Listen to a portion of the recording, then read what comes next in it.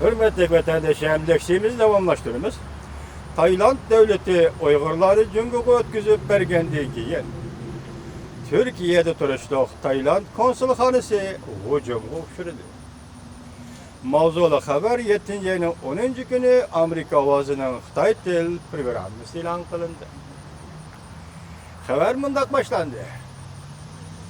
İstanbul, Tayland devletinin Uygurları Cumhur'a ötküzüp bergenligi to'g'risida xabar tarqalgandan keyin Taylandning İstanbul'da turuşluq Fahri konsulxonasi haftaning 4.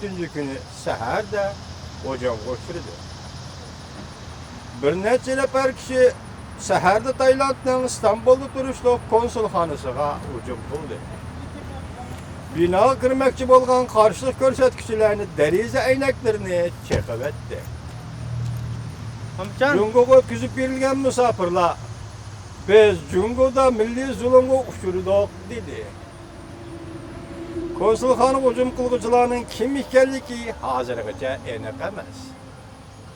Lekin Turkiyada millatchilar zo'ravonlik bilan namoyish elib berib, o'zlari Türk qandoshligidagi Uyg'urlarni qo'lladi. Buningdan sal burun ishonchli xabarlarga asoslanganda Türk millatchilari bir turkum Cumhurlik deb xato tonib qolgan Koreyaliklarga hücum qildi. Beijing Türkiye'ye sayohat qilguvchilar qartib ogohlantirish chiqardi. Türkiye'de İslamchilarmi musulmon asolliqlarni qo'llaydi. Hanedi tadqiqot o'rnining ziyoratchi tadqiqotchisi Sinan Yorgen mundaq dedi. Norozilik bildirish harakati Turkiyadagi yangi bir yuzlanishdan bir qismi.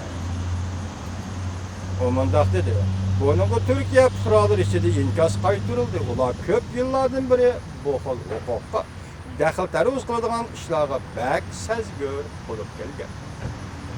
Turkiyada eng chong partiya İslam taraqqiyot adolat partiyasi Uyg'urlarni izchil yo'q qilish saviyada qo'llab keldi. O'tgan oyda Turkiya 100 nafardan ortiq Tayland Cumhurga qaytarib o'tish mumkin bo'lgan Uyg'urlarga siyosiy panohlik berib, ularga greydanlik pasporti tarqatdi. Bu ish Beijingning g'azab bilan ayblashini keltirib chiqarib, Anqara Cumhurning ichki ishlariga aralashdi deb tanqid qilindi. Türkiye Cumhuriyetining prezidenti Erdo'g'an davlatning sharafini qattiq turib oqladi.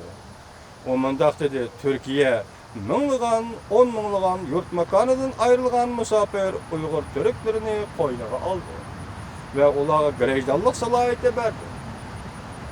Prezident Erdo'g'an yana mundaq ko'rsatdi.